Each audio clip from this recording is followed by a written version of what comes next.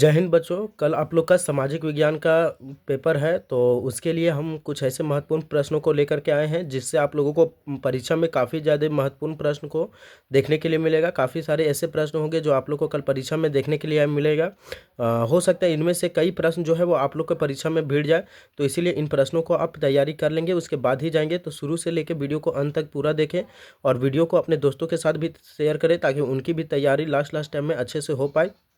सबसे पहले objective question और जितने भी सब्जेक्टिव प्रश्न हैं उन सभी को एक ही वीडियो में कंप्लीट कराने का प्रयास करूंगा, और आप इन सभी प्रश्नों को पहले कंप्लीट कर लेंगे, उसके बाद ही आप अपने परीक्षा की तैयारी में जाएंगे।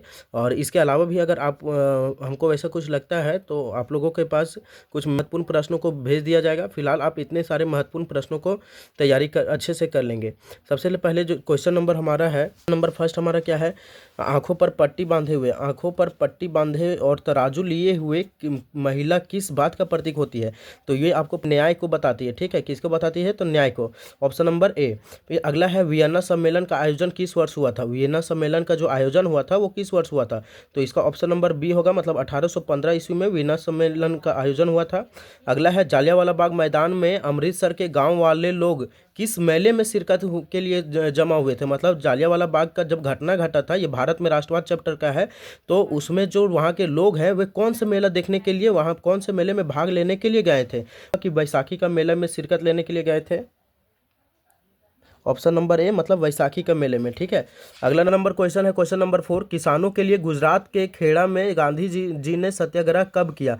मतलब कि गांधी जी ने सत्याग्रह आंदोलन किया था गुजरात में किसानों के लिए, जिसे खेड़ा सत्याग्रह भी कहा जाता है, तो वो कब किए थे? 1917 ईस्वी में किए थे। अगला है, 1890 के दशक में अफ्रीका के मवेशियों में कौन सी बीमारी फैल गई थी तेजी से?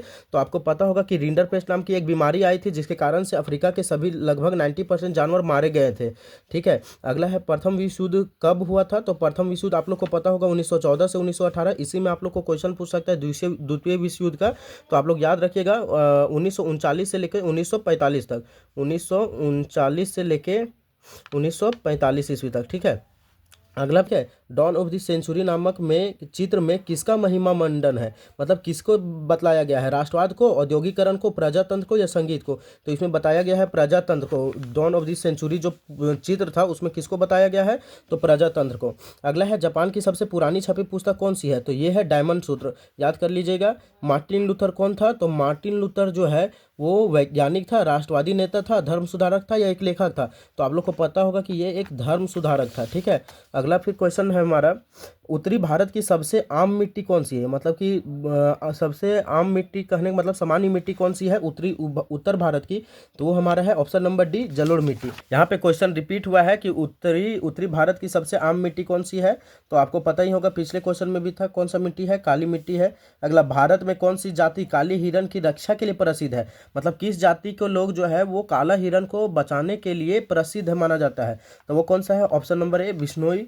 अगला है, इंदिरा गांधी नहर किस क्षेत्र को पेयजल उपलब्ध कराती है? इंदिरा गांधी जो नहर है वो किस क्षेत्र को उपलब्ध कराती है? तो ऑप्शन नंबर डी, पश्चिमी राजस्थान।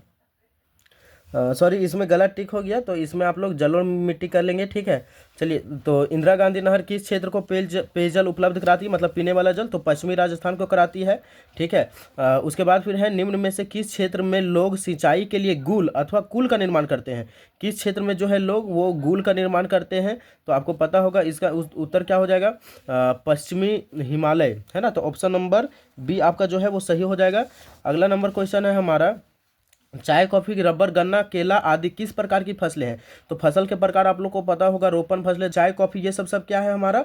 रोपण फसलें हैं। तो ऑप्शन नंबर सी।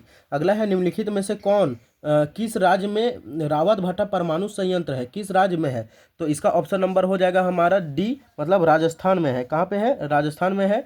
अगला नंबर है, बादाम पहाड़ खदानें किस लो अयस्क में स्थित है? पहाड़ खदानें, तो ऑप्शन नंबर डी हो जाएगा। याद रखिएगा आप, बादाम पहाड़। ठीक है, बादाम पहाड़ कहाँ पर है? बेलारी चित्रदुर्ग में। अब अगला जो क्वेश्चन है, क्वेश्चन नंबर 18 है हमारा, 18 है, बेल्जियम में डच भाषा बोलने वाले की आबादी कितनी प्रतिशत है?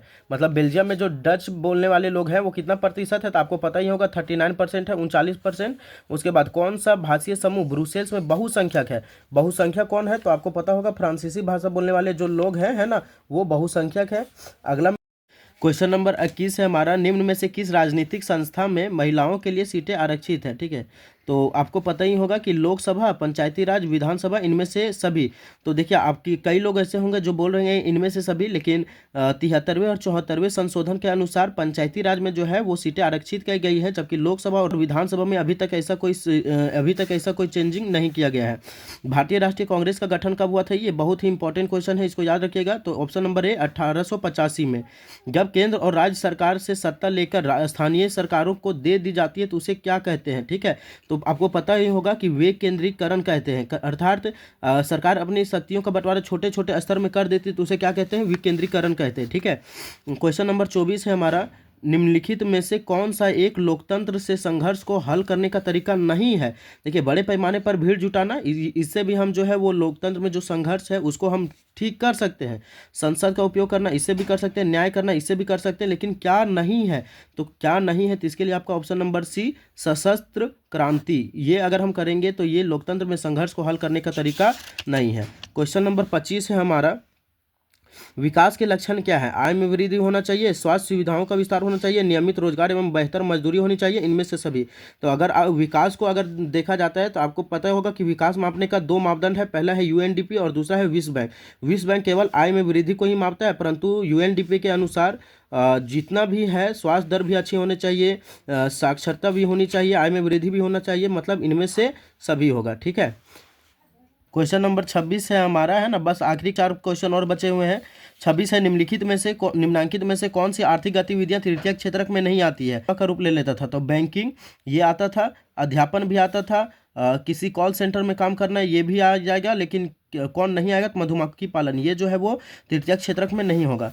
अगला नंबर है, ऋण के औपचारिक स्रोत में क्या शामिल है। ऋण के औपचारिक स्रोत में क्या है, व्यापारी है, बैंक है, सहकारी समिति है, या इनमें से कोई नहीं है। तो व्यापारी, देखो अनौपचारिक, औपचारिक में जितना भी बैंक हो गया या तो सहकारी जो सरकार द्वारा चलाई जाती है वो होती है, और ऋण के अनौपचारिक में क्या हो जाएगा, तो जो भी हम अपना आसपास से किसी से साहूकार से लेंगे, किसी पूंजीपति से लेंगे या तो व्यापारी से लेंगे, वो सब क्या हो जाएगा, ऋण के अनौपचारिक क्षेत्र।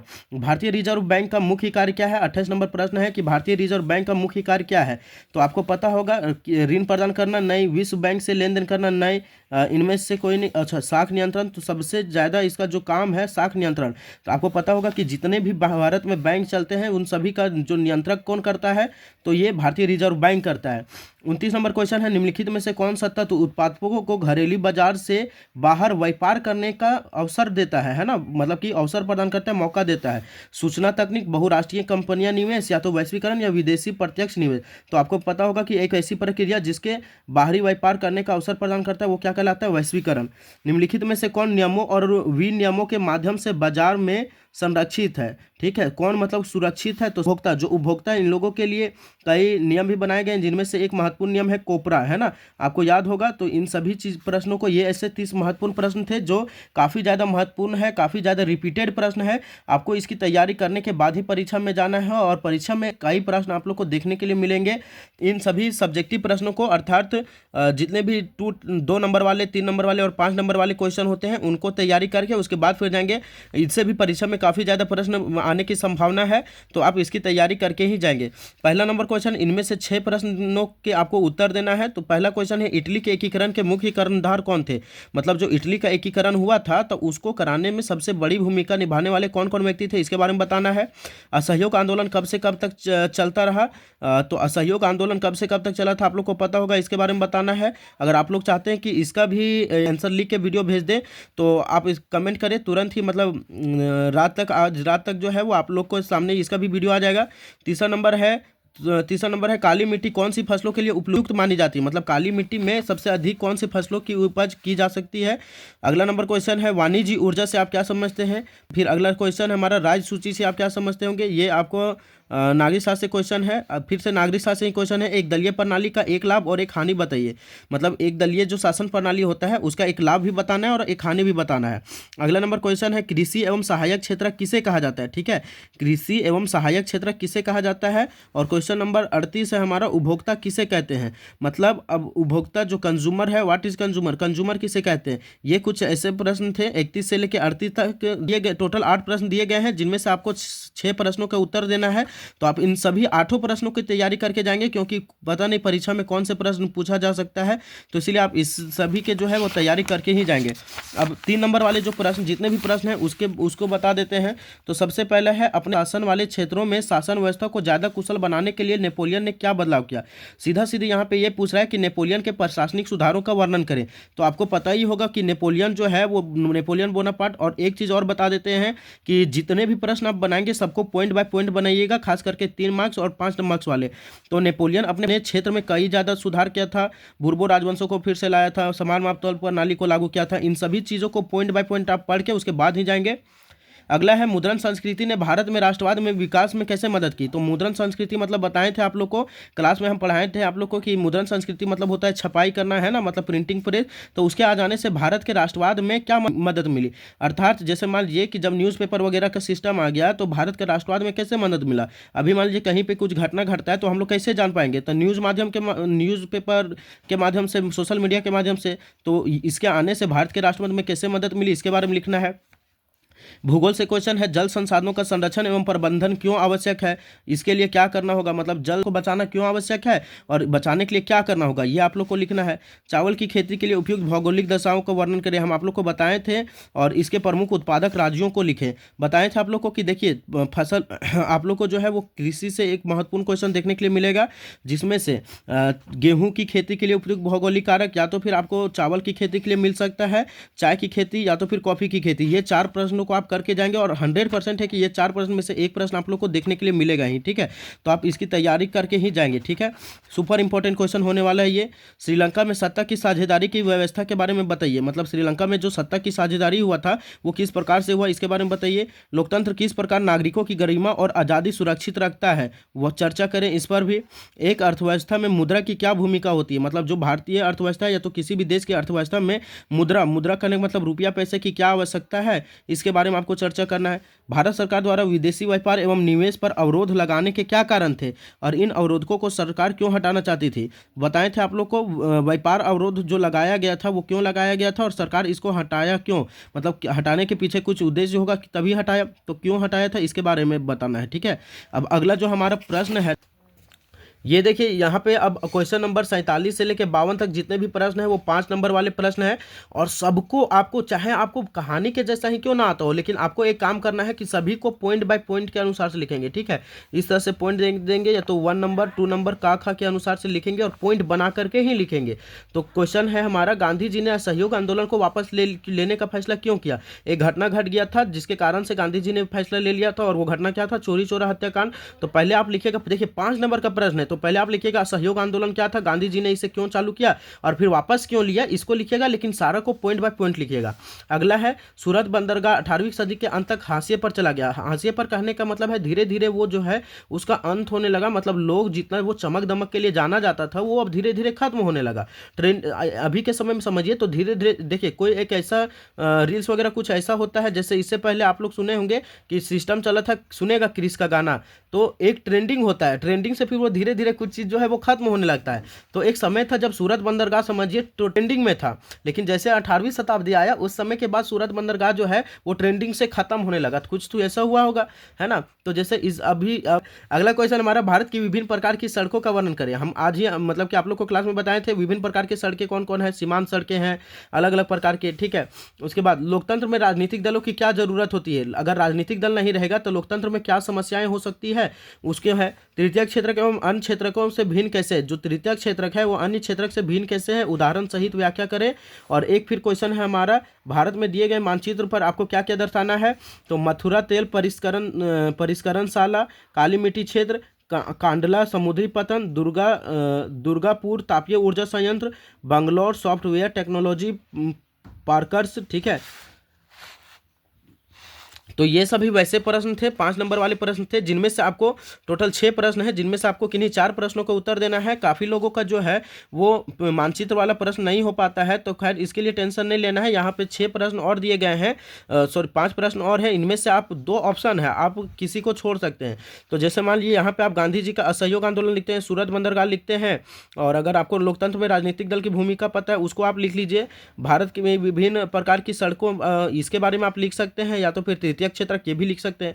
और अगर किसी को ये देखिए, आप इस क्वेश्चन को तभी बनाने बैठिएगा जब आपको इसका 100% आंसर पता होगा। अन्यथा अगर आप मानचित्र वाले प्रश्न को बनाने के लिए बैठते हैं तो आपको मान लीजिए आप कहीं गलत दर्शा देते हैं तो आपको ये नंबर इसमें कट सकता है, ठीक है। 3 अगर मान लीजिए गलत हो गया तो आपको 2 ही नंबर मिलेगा, या तो 1 ही नंबर मिलेगा।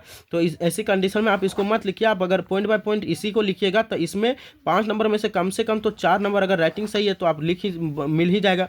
तो इसीलिए आप कोशिश कीजिए ज़्यादा से ज़्यादा जो है वो मैप वाला अगर नहीं बना पाते ठीक है, और अगर आपको 100% आता है मैप वाला तो ही आप इसको टच कीजिए, नहीं तो आप इन सभी प्रश्नों का उत्तर बनाने का प्रयास करेंगे। तो मिलते हैं अगले वीडियो में। और भी हमारे इसी तरह से परीक्षा की तैयारी करने के लिए अभी विज्ञान का पेपर, गणित का पेपर, इंग्लिश का पेपर बाकी है, तो इन सभी के लिए हमारे चैनल को सब्सक्राइब कर लें और अपने साथियों के साथ इसे ज़रूर शेयर करें। धन्यवाद।